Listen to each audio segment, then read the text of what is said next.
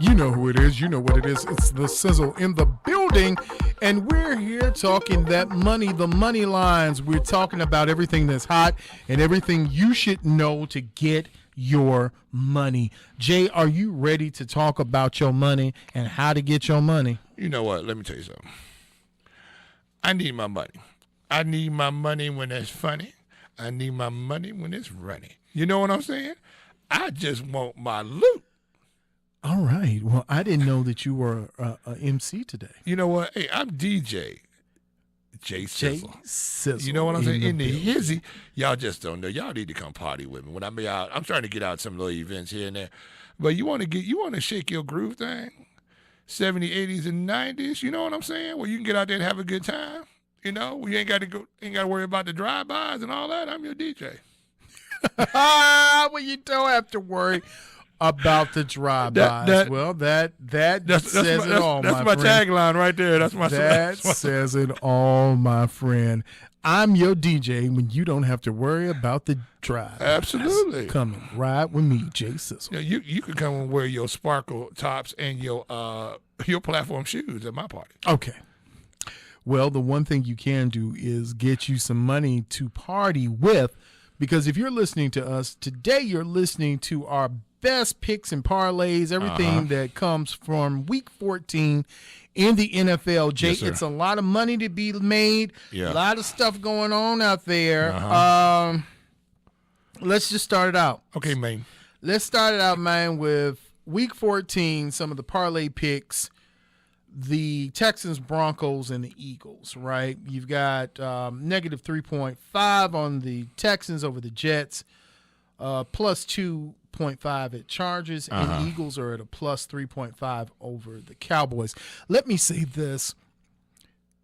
The Eagles game is probably one of those ones I would stay way away from. I'm super surprised, though, that we're talking the Cowboys are given now. Is this yes? Okay, so so the Cowboys are actually favored. Yes, right. So because you automatically get 3 at home. 3 at home, right? So I'm surprised though the way this Eagle team has been playing. I mean, Dallas has looked good. Also, this is a heavy weighter right here because if you get both of these quarterbacks playing at the top of their game, I'm telling you what, these two really good defenses right here, this might be a whole slobber knocker going on right here. Well, the thing with when you're looking at the Cowboys, they've won 4 in a row, had good teams and played some good teams. The Eagles have played the best of the best, and it doesn't even end after this week.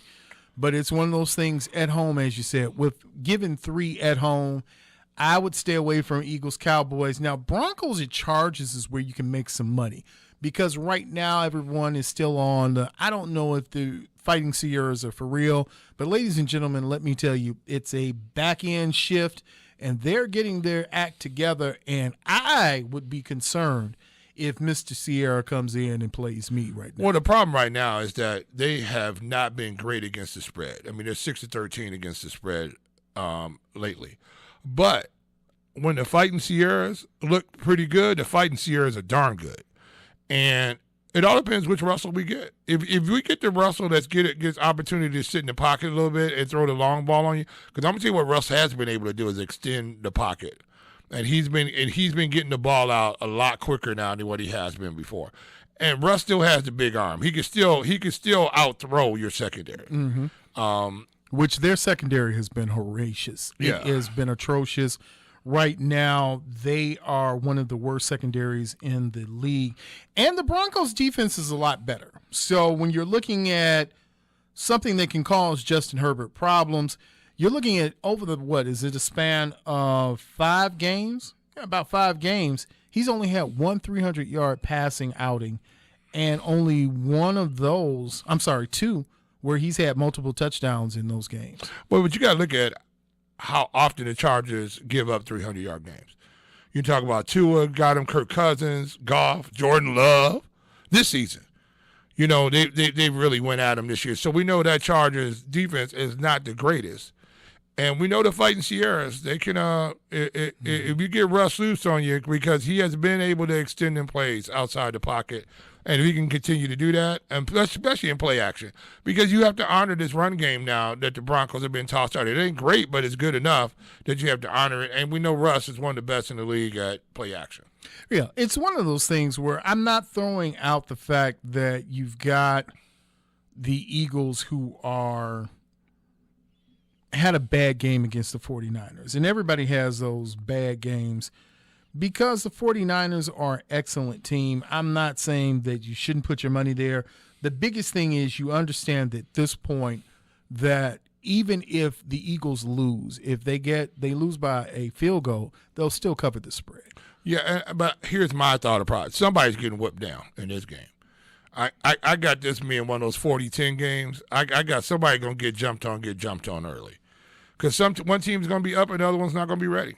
Mm-hmm. You know, and both of these these quarterbacks are streaky. If they get it going, it could be going for a long time. And we know, here's the one thing, Jalen Hurts is one of the most prolific touchdown scorers we've seen in a long time because they got the tush push working. And that gives the Eagles, to me, a decided advantage over the Cowboys because if it's 31 and 4 for 1, that's a first down. Mm-hmm. Because we've yet to see anybody stop them converting a 4 for 1, 3rd and 2.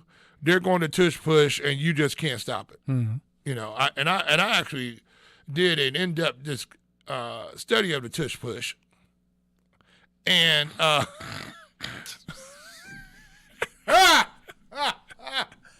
yes, sir. And what were your findings? So what has happened with the tush push is that because of rugby, yes, and the way you lean in on each other and they get really low. Okay. Well, what happens in the tush push, because the offense has the ability to know when the ball is going to get snapped, Kelsey submarines and the two guard submarine also. Mm-hmm. So what happens is only thing they're trying to do is get underneath the pads of the defenders and get to their thigh boards.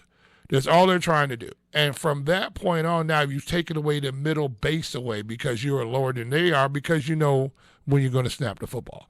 Then all that's happening at that point in time when you get Hurts, who's 230 pounds, and you get the guys behind him, and they're literally, it's like surfing, way it was suggested, because you're taking away the base of these two. You normally would not block like that because you couldn't get any push to sustained push. Mm-hmm. But if I need a push for a half a yard and chop your legs, it's basically they're chopping the legs out of the defense. Mm-hmm. And then since the guys are laying on top of the offensive lineman, the defensive linemen are laying on top of the offensive lineman, then the other guys are coming behind them and pushing those defensive linemen back.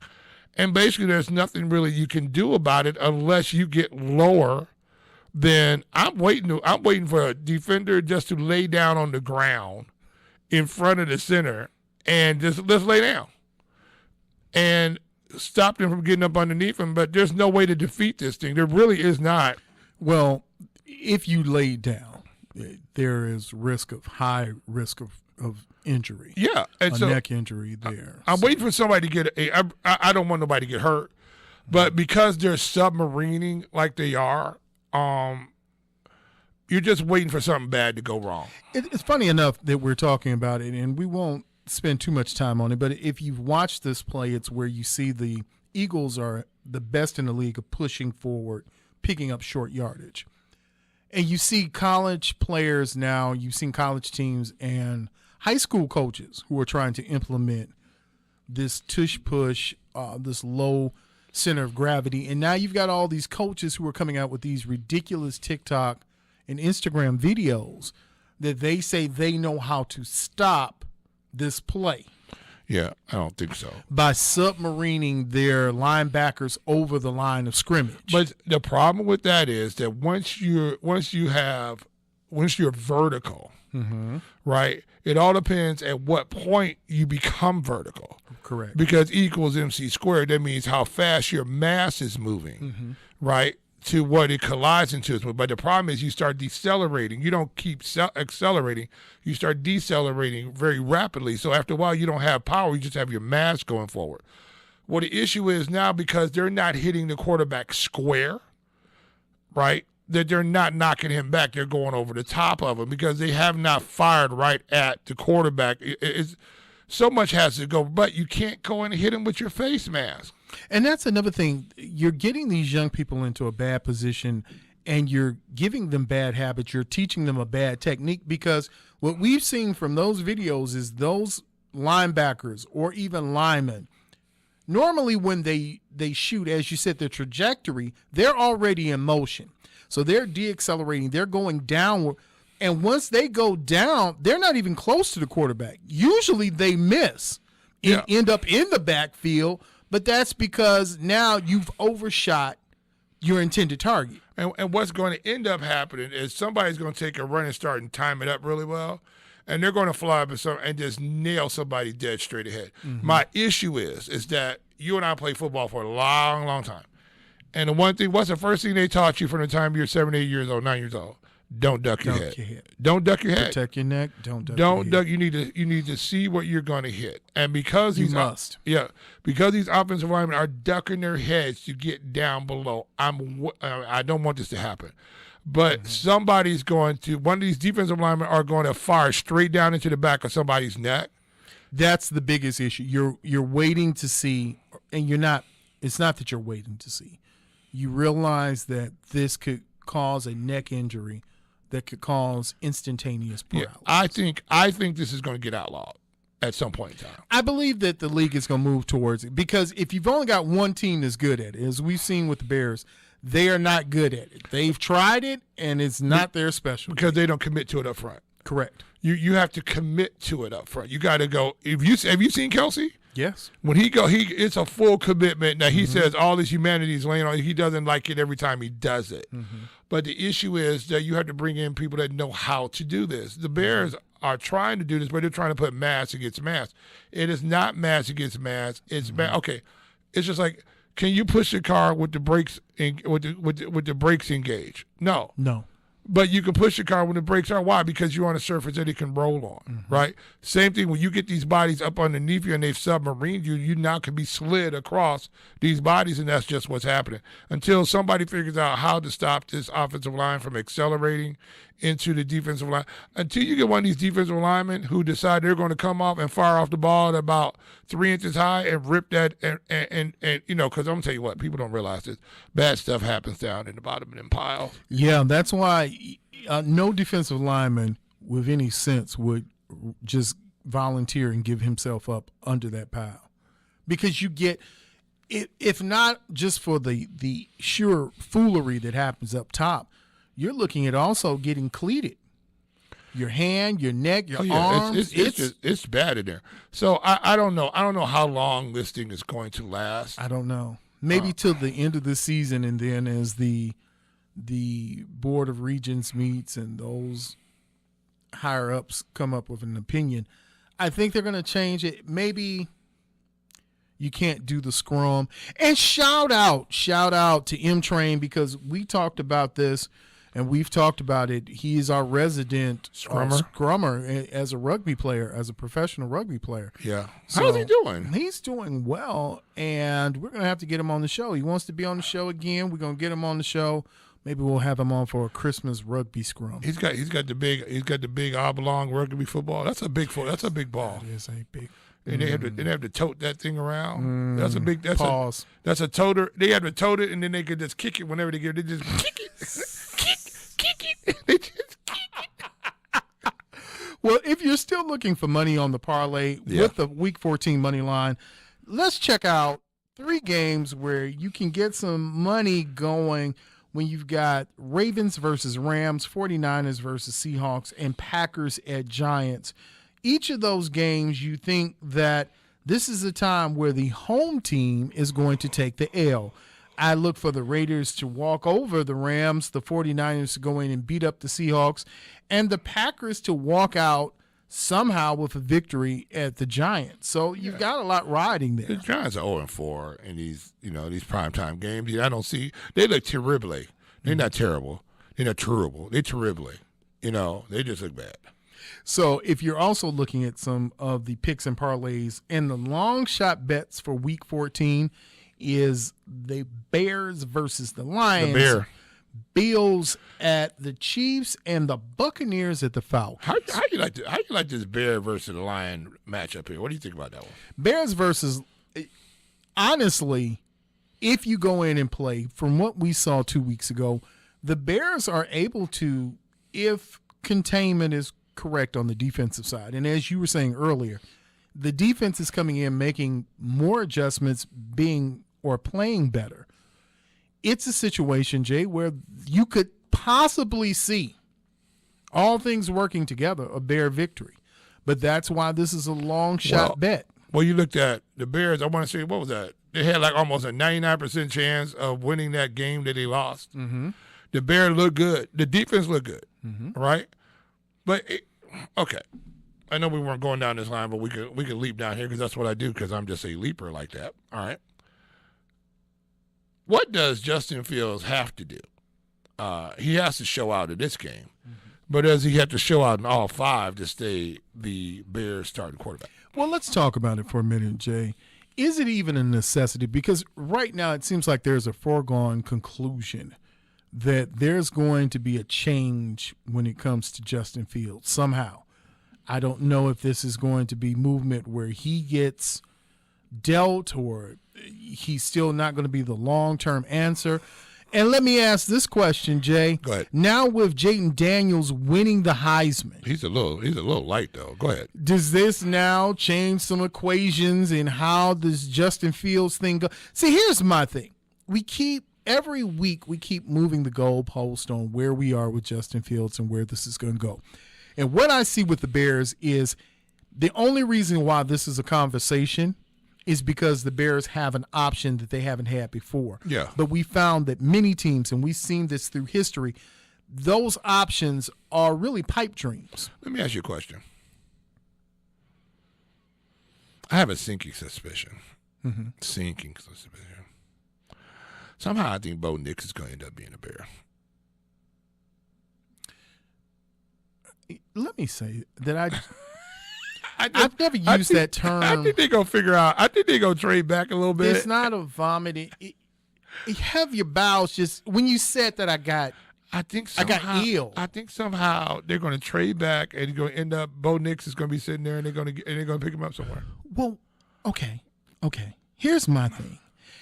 If Justin is terrible and you want a new quarterback and everything is horrible, why not stick with the Pennsylvania kid that everybody was hyped about? You have Badgett sitting there. Isn't he he's the new face of the underdog, right? Well, here's the key to Badgett, right? Like a Brock Purdy and the rest of these guys, right? Mm-hmm. Is that we know Badgett can run the offense. We know that, right? The problem with Badgett, just like some of the problem is with Fields, is that the offensive line just hasn't been solid enough. I mean, we just have to make sure that is the elephant that's still in the room, still walking around and still smashing all our cookies. Okay? I don't like cookie smashing elephants. I never have. You don't like pink cookies in a plastic bag getting smashed by buildings? That's pretty good. Think about that. Shout out to LL. Hey, there you go. But so you look at this situation with the Bear, and until we get this offensive line squared away, now, right? You can't. Eberflus can't be changed. Okay, here we go again. Here we go. See, because you can't change him now. He's shown you. He's shown you what? He's shown you that he can get a defense together. Oh my God. He's shown you this. All right, look what they've done. Look what they've done trade wise, right? Yeah. You've got a legit number one wide receiver. Right. Okay, can we say that? All right. Number two. Well, number one on the Bears, he's a number one. Almost on most squads he would probably be that. Is he your preeminent wide receiver? Maybe not, but he's a true number one. Okay. Now you look at this defense, which is not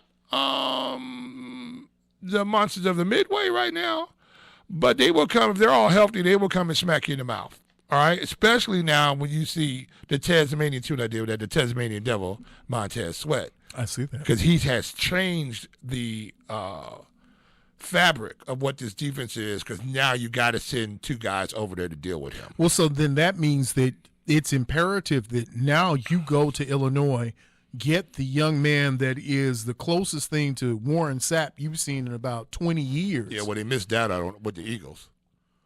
Well, I mean, if you're afraid, just say you're afraid. You know, then buy a dog. Buy a dog. That's what they said. If you're afraid, because that young man, that's what that's who they should have got. I don't understand what they were doing. Defense. Right. They're doing the Bears thing. Oh, let's get this guy who can't start on his own team. But anyway, I digress. so now you're in a situation where. But how do you justify this a guy who hasn't won? It's not. What? Hold on. 3 years now. He already told you. See, that first year out, they already told you they wasn't going to win. Okay. They already. Wait a minute. They not only not going to win, they've looked horrible. Yes, and what's the all around the board? Now here's the key. Here's the key to this, right? Here's the key to this. Bajan should be 3-1 as a starter. Can we say that? If he didn't melt down in that fourth quarter, the Bear melt down in that fourth quarter. Well, if you put that as the caveat, then he should have been. What should Justin be? Because Justin had games that were lost by defense. Right. So, but now you have a defense. So now there's no excuse. For what? For Justin. Justin now has to go out here and be Justin Fields. Wait a minute. Are you intimating that the Bears have? Excuse me, sir. Yes, sir. I will not be. Yes, sir. I don't even know what that word was, but I feel some kind of way about that. Are you saying then that Justin should be validated because now the Bears have a preeminent defense? Yes. You know why? Stop. You know why? Because now they're getting the ball back. Beforehand, the Bears were an absolute sieve. The sieve. They're still a sieve up the middle. They're a better sieve than what they were before. Oh my.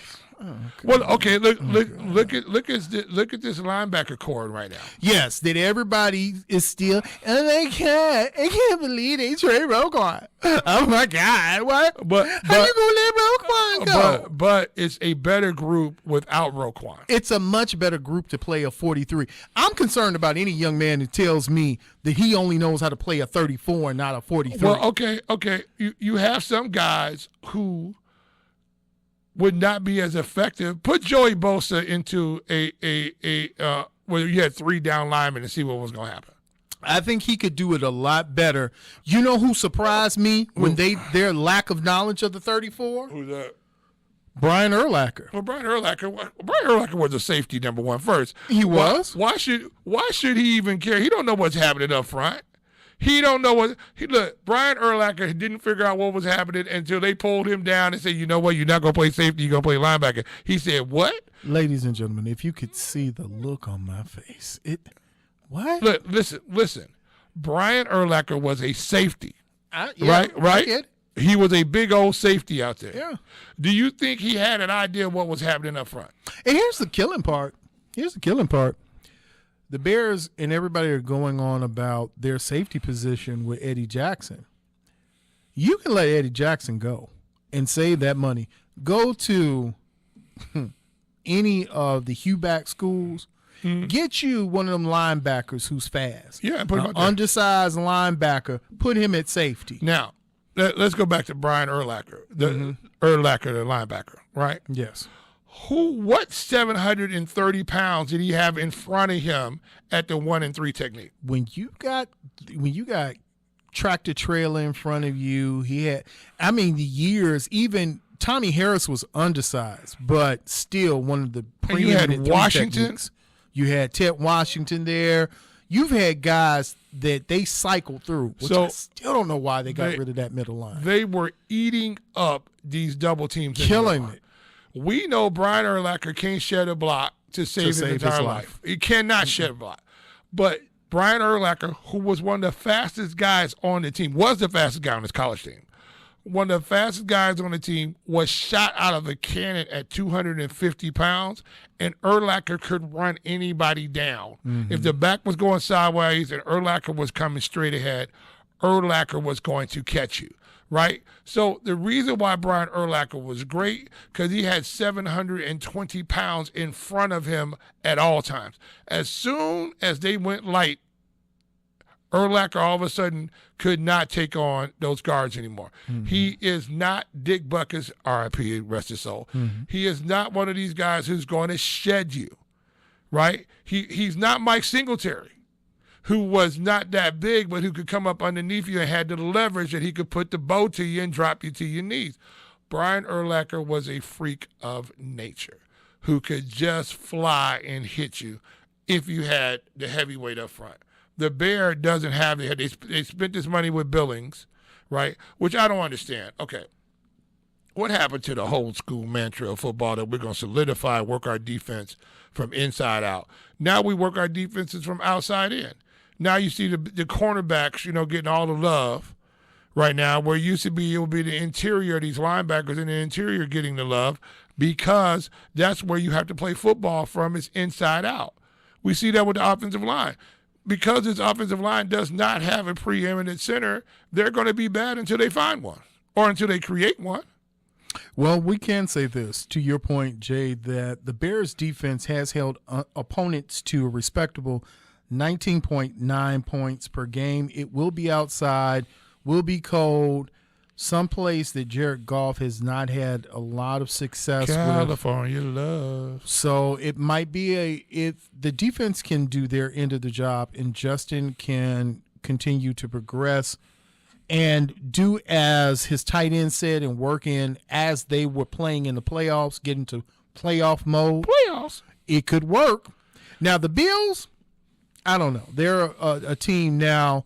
The one thing you can say about the team is they're 6-0 coming off buys. They don't lose off of buys, and you have a team in the Chiefs who played their worst football of the season. So that, and combined with the fact that now you've got the Buccaneers, Falcons. Falcons have been playing well over the past, 3-4 weeks. Yeah. But the one thing that you also have to look at is, again, going back to that quarterback situation. You've got a Baker Mayfield who's a much better quarterback. The rise of Baker than Mayfield. Riddler is, and because Isn't it Rattler? No, it's Ritter, Desmond Ritter. Oh, I thought it was he's Rattler. a Riddler because I have no idea why he's playing quarterback. Nobody else does either. It's hard. It's hard out here. It's hard out here, but it's easy if you're listening to the Sizzle. Make that money, that parlay money. Look, man, we getting ready to go. We're going to do a little break for the people. We're going to give them some holiday music. And may I say, shout out to Jay, to your nephews. I think one of the things that I said earlier was that we were going to shout out our people when we get a chance to. So happy birthday to my sons. Today is your birthday. Today is your birthday. Y'all getting old and I'm getting younger. I just want you to know that. And shout out to my cousin. Today is your birthday too, Rod. So everybody happy shouts Hot out Rod. today. What's going on, It's just Hot one of Rod? those things, man. We want to make sure we're giving Christmas love at Christmas time and do our thing. That just don't sound right. Now, what was it? Cart 3 we playing? It should be cart 2. Let me go let me go to the Wayback Machine. Let me go. Let me know. It should say just 1 and 2 No, it don't with say the that. date on it. No, but it has a date on it. It's a yeah, I think this is the right one. Hey, we want to make sure we give the people what they want. You got to give the people what's right. So, hey, you know what you're listening to. It's The Sizzle here on WGVE 88.7 FM.